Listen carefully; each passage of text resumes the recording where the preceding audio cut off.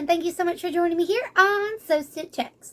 I'm Macadamia, and today I'm going to be doing a review of Mieruko-Chan Volume 4. I'm probably saying it wrong, but so, here we go. I just got it, like, today, and so here we go. Today is like 3 days ago from when this is being posted, but like, hey, let's just dive right in.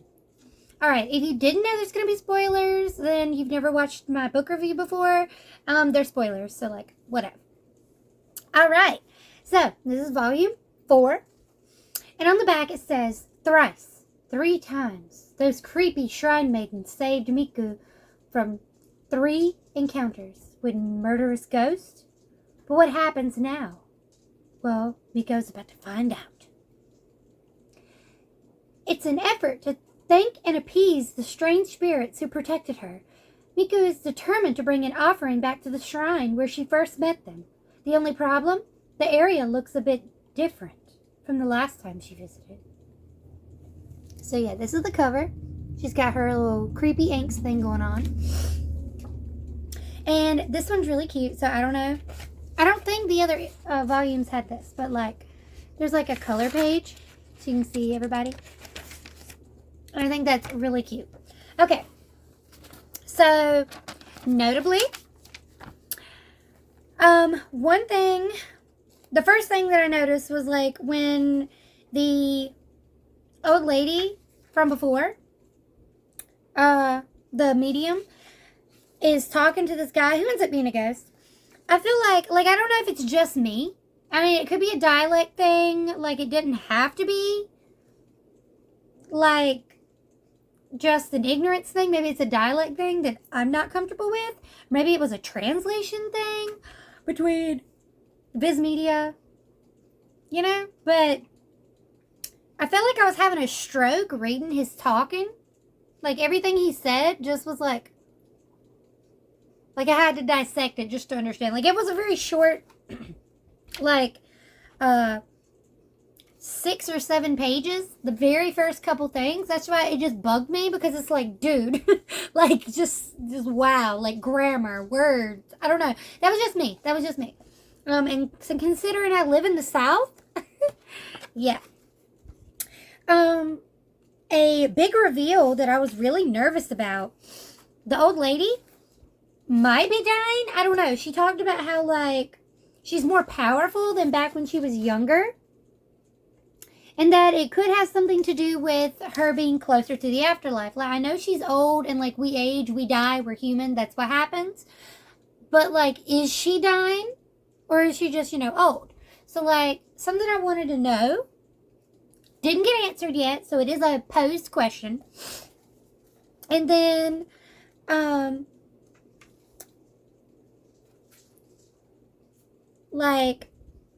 Miko started thinking about, like, how, once we jump to her, how she was saved 3 times by the creepy shrine cat ladies, which I think are really cool looking, honestly. She is like, should I give them an offering? And she's asking Hana about, giving them an offering when some fucking creepy dude comes up. And he gives me, like, that one villain in My Hero Academia vibes, which I forgot his name, but that villain. I don't know, he just gives me weird vibes. I don't like him. He's like, his name's Ram or something. He's got like these enchanted occult rocks or something. They ward off evil, or they bring you good luck or something. I don't know. They scared off the spirits. That's what they do. Like, it scares off this this 2-headed monstrosity, which is the biggest, the spookiest monstrosity of the episode, I think. Here's he is. He's like the Black Parade kind of like emo goth guy, which is cool. Like, that's my aesthetic. That's fine. But like, I don't know. It was just weird because he shows up and he's like, want a rock? And Miko's like, don't touch it. Like, I got a bad vibe. Bad vibe. But like, they end up dropping them all and it's like wards off the spirits. So she's like, you know what? He said to keep it. I'm going to keep it. That's some craziness going on. I'm going to keep it. So, yeah. And the whole time you're just like, I don't trust him. I don't care if he's got nice rocks. Don't get in that van. She's not really getting in a van, but it's just like the idea of the stranger with candy. Like, I'm not comfortable with that. And he's clearly going to be a recurring character because he shows back up at the end when Greenie comes back into town. And they have, it even says here, they have a history. So, I don't know. Which, Greenie comes back into town because she sees someone anonymously sends her the picture from social media of the two girls at the shrine. Hana and Miko. Or Miko. Have you said? Whatever.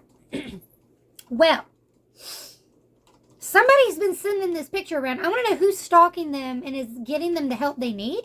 Like, beneficial stalker? I don't know. Secret admirer, maybe? I'm not sure.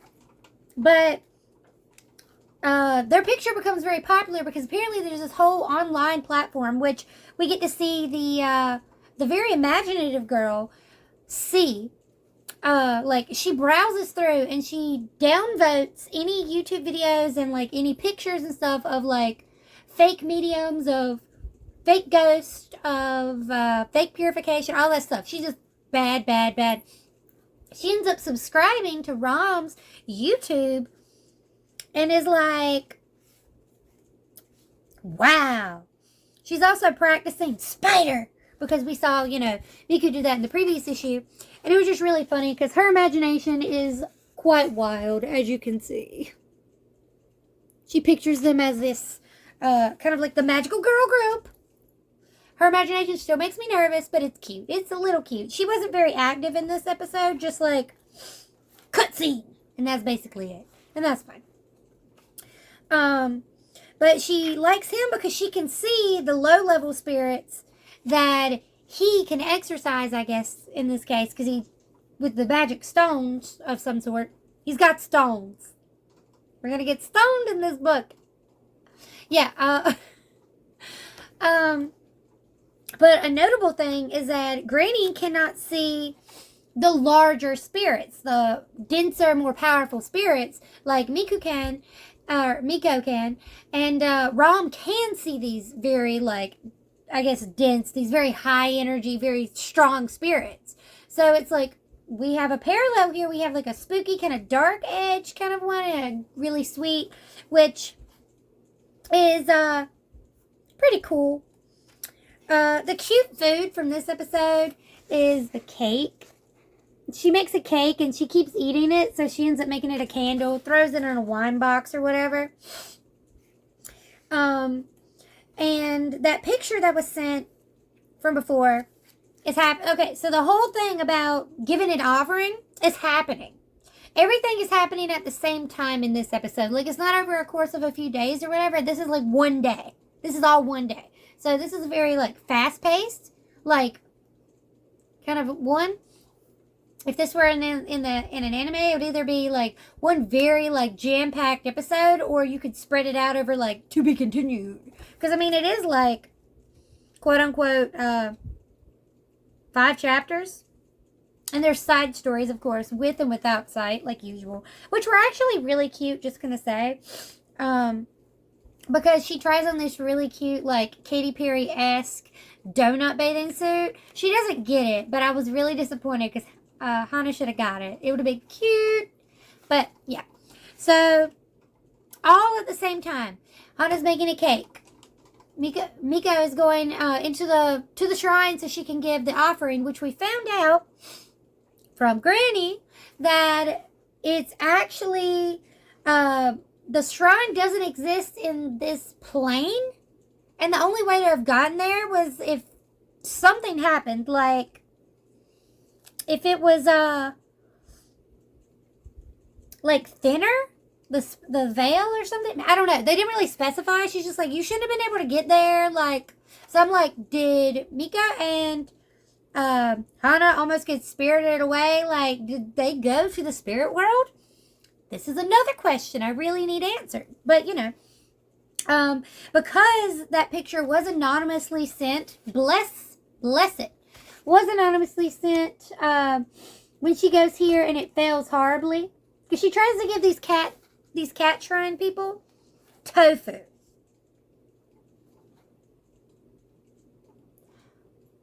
What would a cat like? Let's give it tofu. Now, I like tofu.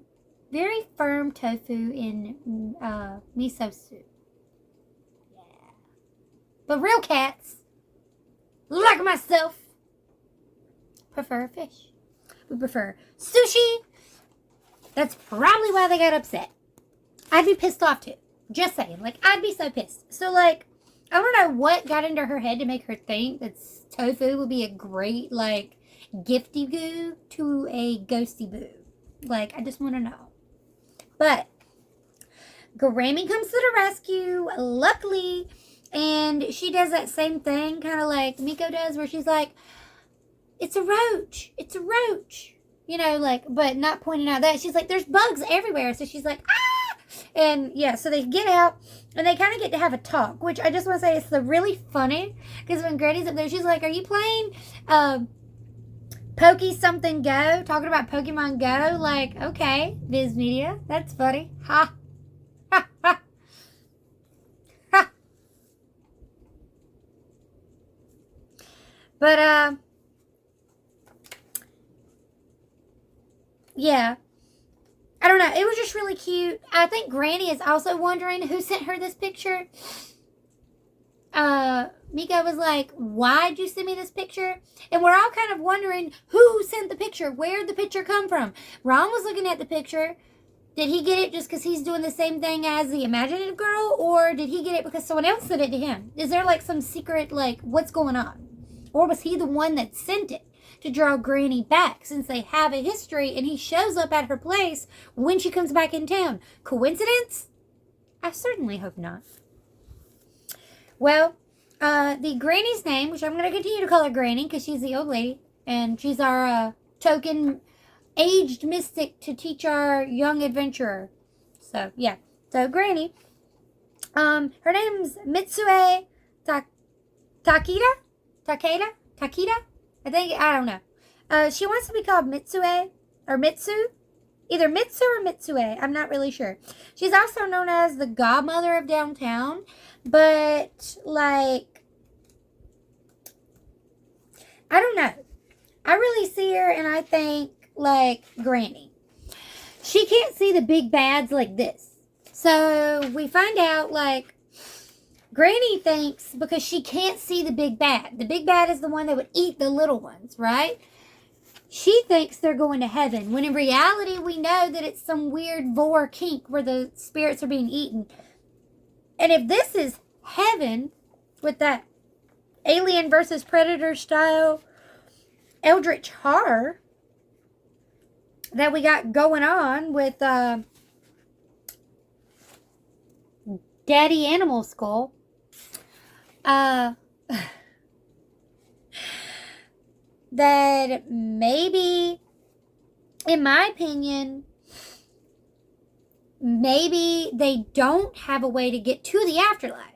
This is what the people who can't see the big bads establish as going to heaven because they don't know. They don't know that there's a bigger bad out there, which makes me a little nervous that maybe there's even a bigger bad. And like, so if you haven't watched Has Been Hotel, you know that they kind of like purge hell of the demons that they don't need anymore, all the souls that are like extra because there's overcrowding. Like, what if this is what happens in the book, in this world? That when there's too many spirits, they all just kind of like get tired of living. If they don't move on, like how at the beginning, Granny helps the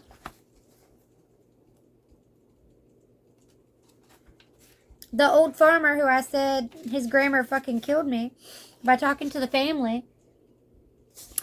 Helps him and he moves on and he disappears, like fades away. But like, we know from when Miko helped that old guy help the granny lady get into the safe, and then she was going to cook dinner for her, and she was like, "Nah, I'm good," that he fades away, and then we see him the next day being devoured by other spirits. The big bad spirits that not everyone would see. So once they've exhausted their reason for being here and are ready to move on, do they just go feed these bigger spirits? What purpose does that serve? Is this a spiritual cleansing? Is this the scavengers of the spirit world? What is actually happening? I really want to know where they're going, like after death. Or is that their fate? They just get tired of it, or they move on and they get eaten. What kind of existence is that? Like, I don't know. I really want to know. And also to point out, the Admirer has some creepy ass font. Has some creepy font. Like, I don't know if that's handwriting, or if that's just like something they printed out. But it's definitely creepy. And I want to know what's going on with that, like, weirdness. Oh yeah, here's Daddy's skull again. But yeah, so like, I don't know, apart from the fan service end of the book chapter with the bathing suits, I just feel like this episode opened more questions for me, which is good. I want more questions. That leads me to understand that there's going to be more books, more development. Maybe they'll turn everything on its head. Maybe we'll find out that maybe they get eaten and they get sucked into another dimension because they were just killed in their afterlife, and so they get like a take three. Take three. Let's go. Maybe the big bads get eaten by an even bigger bad. When they got dispelled by the shrine maiden spirit ladies, where did they go? Like, I don't understand. I want to know where they're coming from, where they're going. Where did it come from? Where did it go? Yeah.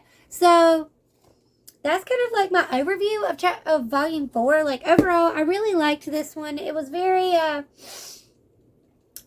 fast paced. This one was very fast paced, and it led me into all these questions about where the afterlife's going to be, just because we have so much talk of like actual dying and discussion of like power levels and like spirit visibility. With that, I give you volume 4. I hope you guys enjoyed my little overview and review and discussion. If you didn't, you can tell me why down below. If you did, please leave a like. I think it's over here. Please leave a like. Subscribe. And also tell me why you liked it. If you haven't read this far, or you're just reading this because you don't have time to read it right now, or if you have been reading it along with me, what do you think? How are you feeling? Are you ready for this kind of like Visual Kei magical girl? Like, are you excited? I'm excited for some magical girl. That's basically where we're heading. Like, even the imaginative one has the image in her mind of the magical girls, and I'm ready. I'm here for it. Let's go. Magical girls. We're so close. We're almost there, because see, this issue brought up the granny helping Miko, and she started to admire her for her help, admired her for her kind words, she was acknowledged as being really calm and cool and collected during all that like spooky shit, and being acknowledged for that really made her feel good. Like, we could see in her eyes that she was like all about that. And like, she even offered to give her a treat for being so strong and so brave. Like, we could see the admiration growing. We have a new fan. And because Miko's got like a fan club of her own from the imaginative one and Granny, we have like a full thing going. It's really exciting. I think we're actually leading towards her learning, because although the Granny isn't taking on an apprentice, I think she does fancy this one a bit and might actually try to teach her at least better ways to deal with it. Even though she herself has ways that don't quite work, like bug spray and she can't see the bigger ones. Like, we need someone who can see the big ones that can teach her. And I don't want that to be Rom because he freaks me out a little bit. And I think he freaks out everybody a little bit. And I'd like to know why. All right. Thank you guys so much for watching. I'll see you here next time. Have a wicked evening. Bye.